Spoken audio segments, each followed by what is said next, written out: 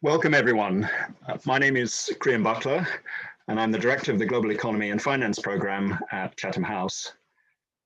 I'm absolutely delighted that we have as our first keynote speaker, Paolo Gentiloni, European Commissioner for the Economy, and prior to that, Prime Minister of Italy from 2016 to 2018, including through Italy's presidency of the G7. Our topic over the next half hour is going to be the EU's Next Gen plan and how this will meet the challenge of securing a resilient and sustainable economic recovery from the COVID-19 crisis. After some introductory comments on this theme, I'll ask the Commissioner one or two follow-up questions, and then we will take some questions from the audience, which I will relay in order to do it as efficiently as possible. Given that time is really tight, I'd be grateful if everyone could try and keep their questions short and as focused as possible. Just to remind you all that this event is being live streamed, it's on the record and it's being recorded. So Commissioner, over to you. Thank you very much, Creon. Thank you to Chatham House, to the University of Kiel, and to the Konrad-Adenauer-Stiftung. Indeed, this morning we presented an autumn forecast of the Commission, in a nutshell, we are seeing a contraction of the EU economy of around 7.5% this year, which is slightly less negative than 1 point less negative than what we had predicted a few months ago, and then a rebound in 21 and 22, which is slightly worse than predicted a few months ago. So, in a short way, we could say that this is the consequence of two things that we had in the recent times. One was a very strong rebound in the third quarter, very, very strong, especially in manufacturing, but also involving services and even tourism at a certain extent. And then we had, beginning in half August, new outbreaks locally, and then progressive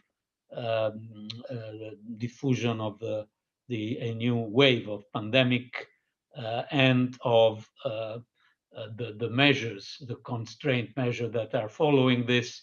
So in a certain sense, the forecast for this year reflects the fact that we had a very, very good third quarter, but the slower path of the recovery, especially in next year, is reflecting the situation we are in now, which is, of course, a situation influenced by the lockdown measures taken by large part of European governments. Then we can go in further details if there is interest in answering two questions.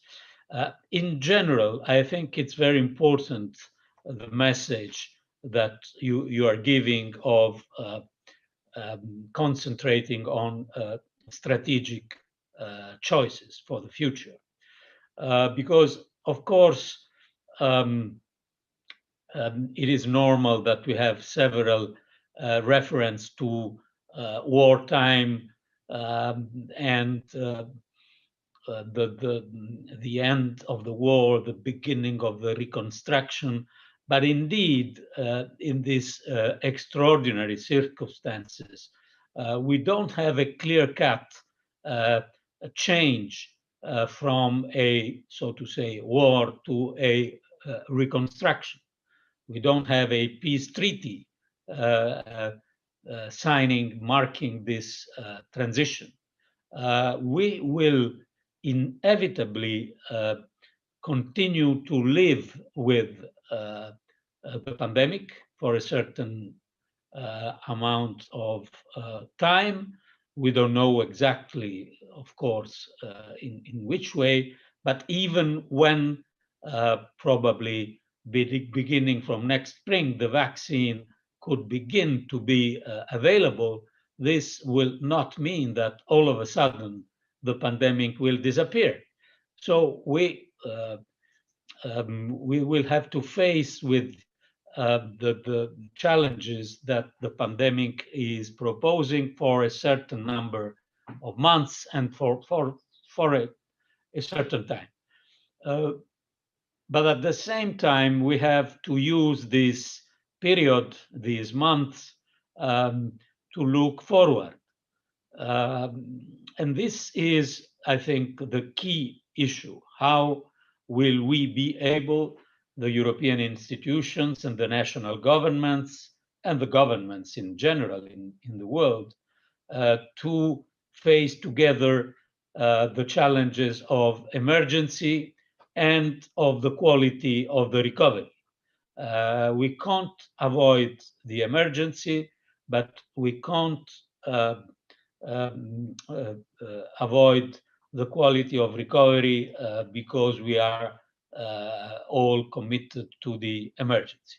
This is, in a certain sense, also the framework of the European response. We had decisions taken at the EU and ECB level to face the emergency, the pandemic purchase programs of the ECB, the decisions of the EU on our fiscal rules, on our state aid rules, enabling European member states to take action against the crisis. We decided some common tools dedicated to protection, especially to jobs protection. This mechanism is called SURE, that is maybe the first common tool put in place in this recovery strategy of the European Union, and that, as you probably know, began to be delivered with a bond issuance, a social bonds issuance in October the 20th, which was rather successful. The subscription were 14 times the 17 billion that we were looking for. And it was interesting also because of the fact that they were social bonds. But this is part of the reaction to the pandemic, to the crisis, and to, especially in this case, in the labor market.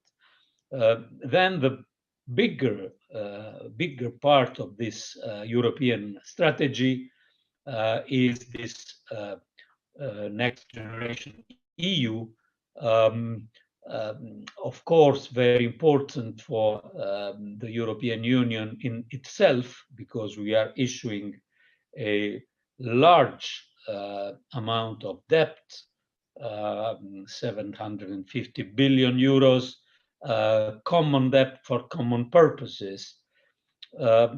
But very important also, not only in itself, because of the fiscal, traditional EU fiscal policy is, in a certain sense, extraordinarily innovated by such a tool, but very important also because the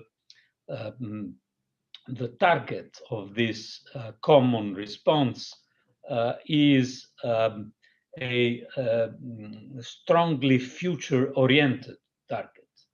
So we are asking all European countries to present their plans to be financed with this recovery and resilience facility, having in mind that the priorities of climate transition should have at least 37% of the total amount dedicated to. The second priority, which is the digital innovation, with at least 20% of the plans dedicated. And then the ambition of using this money also to make our economies more competitive and more resilient. So environmental sustainability, digital innovation, but also European competitiveness and resilience. Resilience means, of course, the healthcare system, the reskilling of labor, etc., etc. So it is, of course, something not easy, because all governments are now dealing with the new wave of the pandemic, the difficulties of their budget, the immediate reaction to the needs of their economies. But I think it's very important that they also know that we need investment and reforms strongly future oriented. Of course, this will be one of the largest stimulus package that we saw in fiscal policy recently. And I will, in conclusion, have a couple of remarks, one more on economy and the second a little bit more political. To make this possible to face both emergency and strategic choices together, I think two conditions are very important. The first one is to keep supporting our economies as much as needed, as long will be needed, because we can't have again a mistake of a premature withdrawal of these fiscal measures that could strengthen the risk of double dip recessions. And we made this mistake already in the previous crisis, and we shouldn't repeat it. And the second is that we should strongly consider the social and political dimension of the recovery, because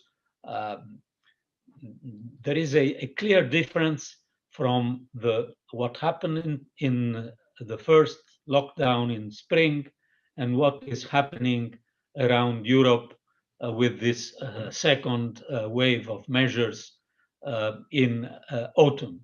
And someone spoke of a lockdown fatigue, but for sure we have the risk of the social differences in this crisis to be clearly strengthened and to fuel social unrest,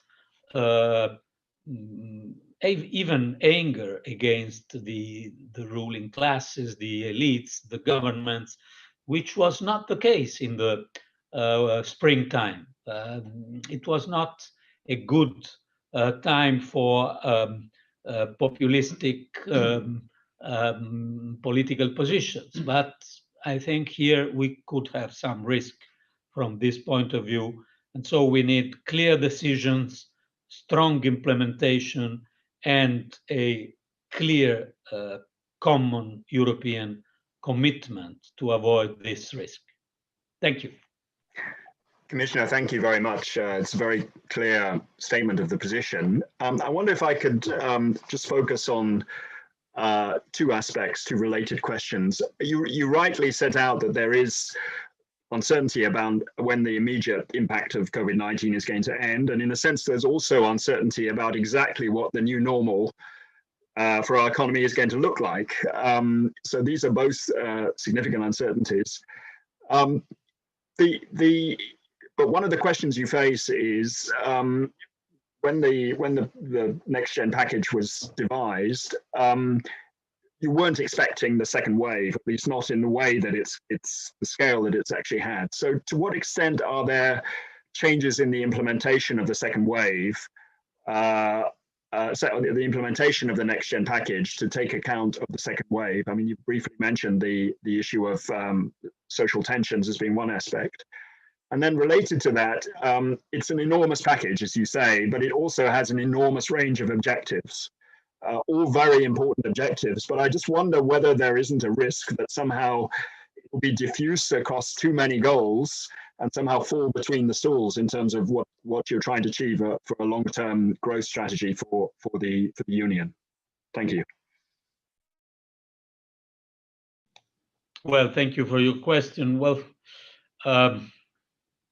I think that indeed we never counted on a V-shaped recovery. It is true that maybe the messages to our citizens, to the public opinion, were not sufficiently clear, and it is obvious that after the lockdown, there was, in any case, among our citizens, the tendency to go back to a normal life, to hope that we were out of the woods. But from our point of view in the economy forecast, we were always considering that the recovery would not have been a V-shaped one. So what we are now looking at is perhaps a even slower path than the one predicted a few months ago, because maybe the dimension of this second wave is a little bit stronger than we were expecting, and hitting all member states, even more than the first one. The first one was mostly a Western, Southern European wave. Now it is Western, Southern, but also Eastern wave. So I think that we were not caught by surprise by this fact. Indeed, we maybe were not considering such a strong second wave. And I understand your concern. In which way I share it? Well, I understand, because everybody is thinking to the fact, okay, you have such a strong second wave, what are you doing about? And my answer is, well, what are we doing? We are first prolonging the decisions that we took in spring, enabling the governments to react, to act, to spend, to aid with public money companies to avoid bankruptcies. The ECB is even strengthening its programs. And this is okay. From our side, we have to implement what we have decided in the last 6 months, because all what has been decided is not in place. Something is in place. The sure mechanism is in place. We are having a good progress. Today, we have good steps in the negotiation between the Council and the Parliament that will trigger the process of final approval of this next generation EU. So we are not particularly late, but we have to implement this. And we have to do this without thinking to next generation EU. And you are perfectly right, as a Christmas tree where we have everything. Our priorities are very clear. The climate transition, which is the identity card of the new European Commission. And we are rather happy that some global actors like Japan, South Korea, and in a certain sense, China, joined the commitment. And we will see now the American election outcome that could also change something. We will see. And the other one is to try to fill the gap of competitivity and innovation in the digital.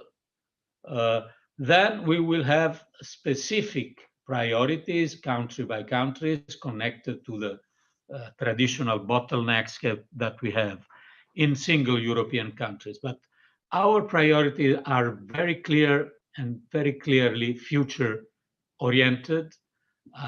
As always, when there is a lot of money, everyone will try to pick something, but we will try to be guardian against this.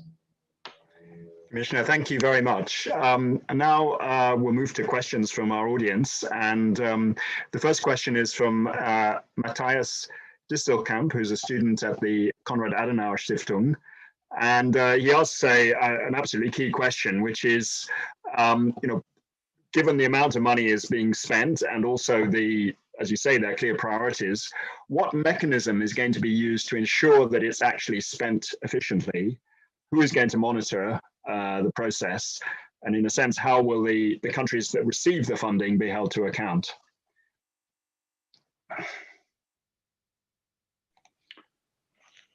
Well, the process is there. I think it's not the first time the Commission is quite capable to give guidances, thresholds, goals, templates, and I understand that also. That this could pose a heavy burden for governments, but we have a common interest to make this a success, because if this is a success, it could have also an historical meaning for the European Union. And success means that we are spending this money for the shared common goals and not for tactical reasons and dispersion. So we will discuss the plans. The plans are written not in Brussels, but in the different European countries. But then they are proposed to the Commission. The Commission is having a very intense dialogue with member states to guarantee the coherence of the plan to our goals.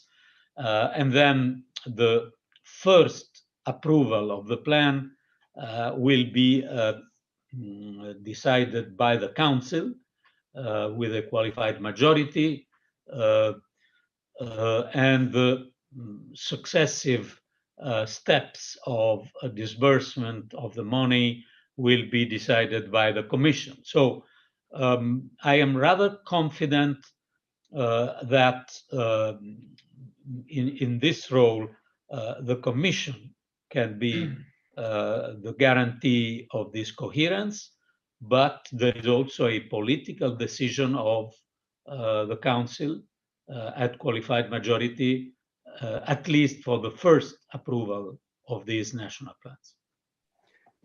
Thank you very much. I mean, it's clearly very important that this works well, given that, as you said at the start, this is a unique funding arrangement and a unique objective. So in a sense, if it does work well, it bodes well for the future. And I can see why, for that reason, you're putting a great deal of focus on it.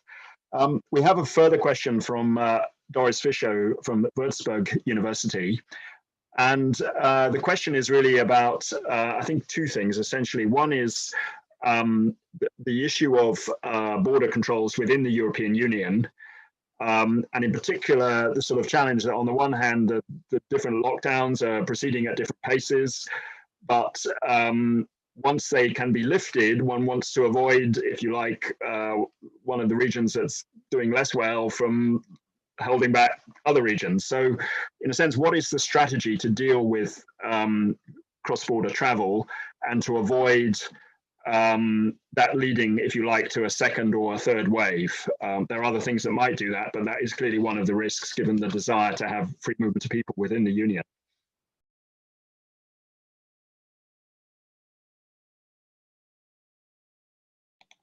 Yes, I agree that this is a big issue.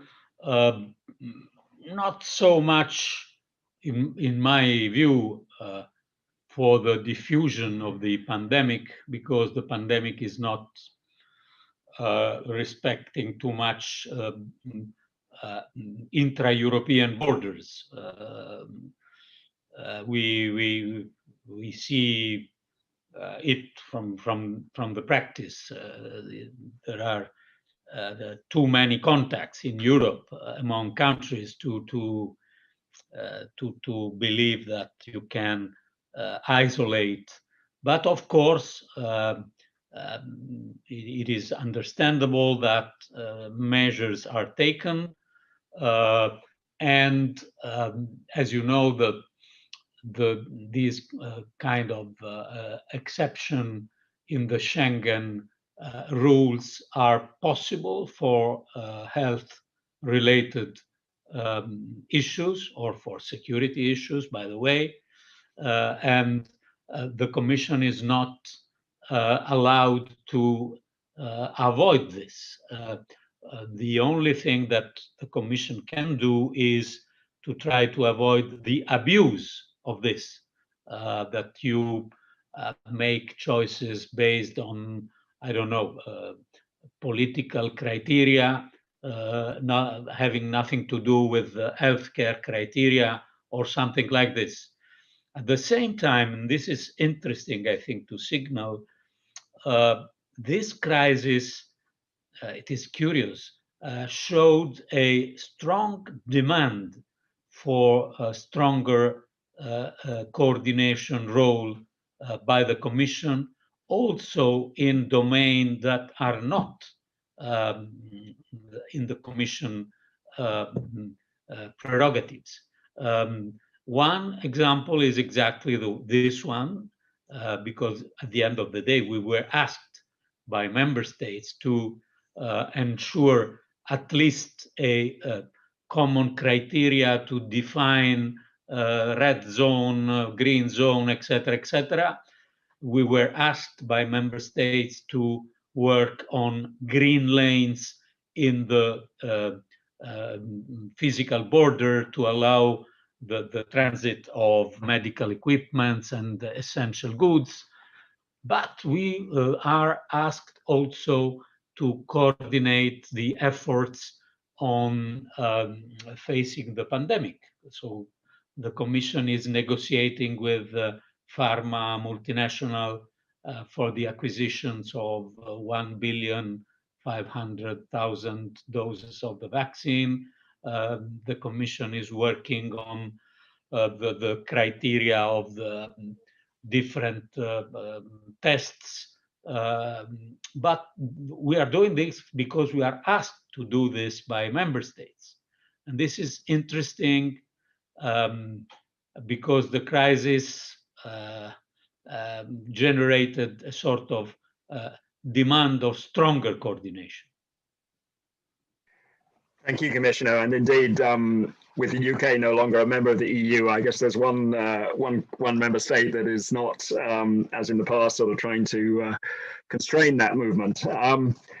Unfortunately, we are almost out of time, so we have some brilliant questions, but I'm afraid we won't be able to answer them on this occasion. But perhaps I could just put one final point to you for a short answer, which is the focus of the Next Gen plan is very much on issues which are essential to the, if you like, the strategic economic competition between the EU and other parts of the world, but particularly China.